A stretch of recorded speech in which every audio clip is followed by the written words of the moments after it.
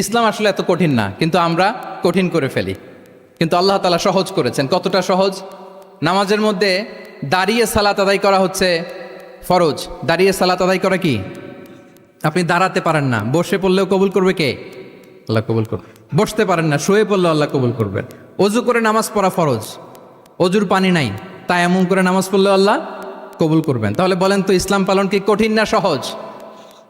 আমরা মাঝে মাঝে খুব কঠিন করে উপস্থাপন করি। অনেক সময় আমাদের কাছে লিগ্যাল অপিনিয়ন চায়, ফতোয়া জানতে চায়। আমরা এত কঠিনভাবে অনেক সময় রেসপন্স করি, যিনি জিজ্ঞেস করেছেন তার মানতে বড্ড কষ্ট হয়।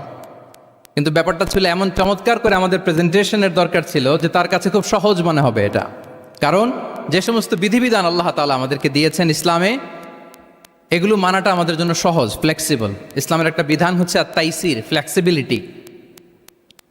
মানুষের সুবিধা অসুবিধা এটা ইসলাম আমলে নেয়। কতটা আমলে নেয়, ছোট্ট একটা উদাহরণ দিলে আমরা বুঝতে পারবো। রাসূল সাল্লাল্লাহু আলাইহি ওয়াসাল্লাম সাহাবাদেরকে নিয়ে একবার বসা, হঠাৎ করে এক সাহাবী এসে বললেন, ইয়া রাসূলুল্লাহ হালাকতু ইয়া রাসূলুল্লাহ, হে আল্লাহর রাসূল আমি তো শেষ। রাসূল সাল্লাল্লাহু আলাইহি ওয়াসাল্লাম বললেন, তুমি শেষ, তোমার আবার কি হলো? তো সাহাবী বলেন, ওয়াকাআতু আলা ইমরাআতি ফি রমাদান, আমি রমজান মাসে দিনের বেলায় আমার স্ত্রীর সাথে ফিজিক্যাল ইন্টিমেসিতে চলে গেছে, ভুল করে ফেলছি। আমরা জানি যে রমাদানে আমরা কিছু কাজ করতে পারি না। সিয়ামের সংজ্ঞাই হচ্ছে আসওমু হুয়াল ইমসাক আনিল আকলি ওয়া শুরবি ওয়াল জিমাই মিন তুলুইশ শামসি ইলা মিন তুলুইল ফাজরি ইলা গুরুবি শামসি মা আন-নিয়া। মানে রোজা হচ্ছে এটা এমন ইবাদত, সূর্যোদয় থেকে সূর্যাস্ত পর্যন্ত না খেয়ে থাকা, কোনো কিছু পান না করা, এবং দিনের বেলায় বিবাহিতরা তাদের স্ত্রীদের সাথেও ইন্টিমেসিতে যেতে পারবে না। এটা যদি কেউ মেনটেন করে, এটা হচ্ছে সিয়াম। তো এই সাহাবী বলে, ইয়া রাসূলুল্লাহ আমি তো শেষ, আমি তো দিনের বেলা ভুল করে ফেলছি, আমি তো আমার স্ত্রীর সাথে মেলামেশা করে ফেলছি, এখন কি করব? তো এটার আবার একটা বড় পেনাল্টি আছে। আপনারা যারা জানেন যে ইচ্ছাকৃত রোজা ভাঙলে কাজাও করতে হয়, কাফারাও দিতে হয়। কাজা মানে একটা রোজার জন্য একটা রোজা, আর কাফারা মানে হচ্ছে আরও 60টা রোজা রাখতে হবে। কয়েকটা জিনিস আছে, বেসিক্যালি 3টা। তো রাসূল সাল্লাল্লাহু আলাইহি ওয়াসাল্লাম তাকে বললো যে তোমার তো পেনাল্টি হয়েছে, তুমি তো বড় ভুল করে ফেলছো, তো তোমার কাছে কি এরকম কোনো দাস আছে যেটাকে তুমি আজাদ করে দিতে পারবা, মুক্ত করে দিতে পারবা, তাহলে পেনাল্টি আদায় হয়ে গেল। সে বলে, ইয়া রাসূলুল্লাহ না, আমার তো এত সক্ষমতা নাই, আমার কাছে তো কোনো দাস নাই। আচ্ছা দাস নাই। তো রাসূল সাল্লাল্লাহু আলাইহি ওয়াসাল্লাম বললেন, তাইলে তুমি টানা 2 মাস রোজা রাখতে হবে, তাইলেও পেনাল্টি হয়ে যাবে, আদায় হয়ে যাবে, পারবা? সে বলে, ইয়া রাসূলুল্লাহ 2 মাস রোজা রাখা তো এটা কঠিন হয়ে যায়, ইটস নট এ জোক, টানা 60 দিন কি করে রোজা রাখা? তো রাসূল সাল্লাল্লাহু আলাইহি ওয়াসাল্লাম বললেন, এটাও পারবো না, তাহলে 60 জন মিসকিনকে খাবার খাইয়ে দিতে হবে এজ এ পেনাল্টি। এটা বড় অন্যায় করে ফেলছো, 60 জন মিসকিনকে খাবার খাওয়াবে, এটা পারবা? সে বলে, ইয়া রাসূলুল্লাহ এটাও পারবো না। তাহলে কয়টা অপশন দিয়েছিলেন রাসূল সাল্লাল্লাহু আলাইহি ওয়াসাল্লাম? আওয়াজ করে বলেন তো কয়টা? একটাও উনি পারবে না। দাসও আজাদ করতে পারবে না, 2 মাস রোজাও রাখতে পারবে না, 60 জনকে খাওয়াতেও পারবে না।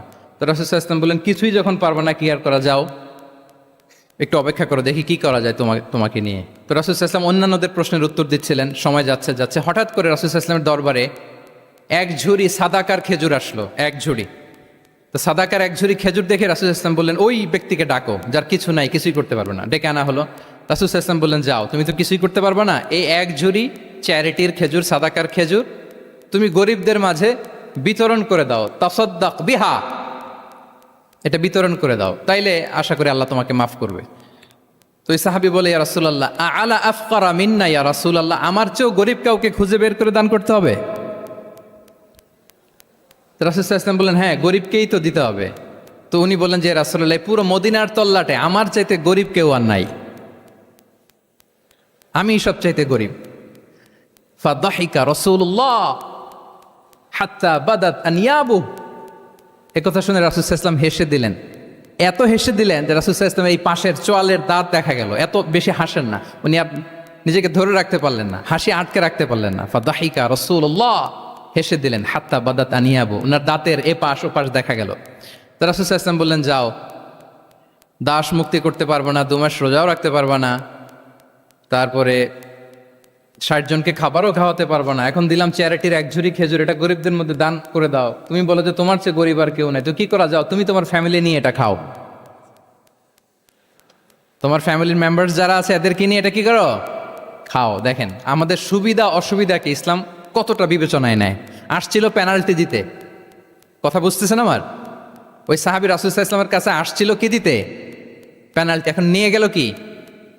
এক ঝুড়ি আল্লাহু আকবার পড়বেন না? দিস ইজ আওয়ার ইসলাম, যেটা নিয়ে আমাদের প্রাউড ফিল করা উচিত। কি বলেন? আমাদের যে ধর্ম জ্ঞানের কথা বলে, আমাদের যে ধর্ম মানবতার কথা বলে, আমাদের যে ধর্ম এমন বিধান দেয় যেটা মানতে পালন করতে আমাদের কষ্ট হয় না, বরং আমাদের সুবিধা অসুবিধা বিবেচনায় নেয়, সে ধর্ম নিয়ে, সে ইসলাম নিয়ে আমাদের প্রাউড ফিল করা উচিত কিনা বলেন? শুনি নাই আমি। Yes or no?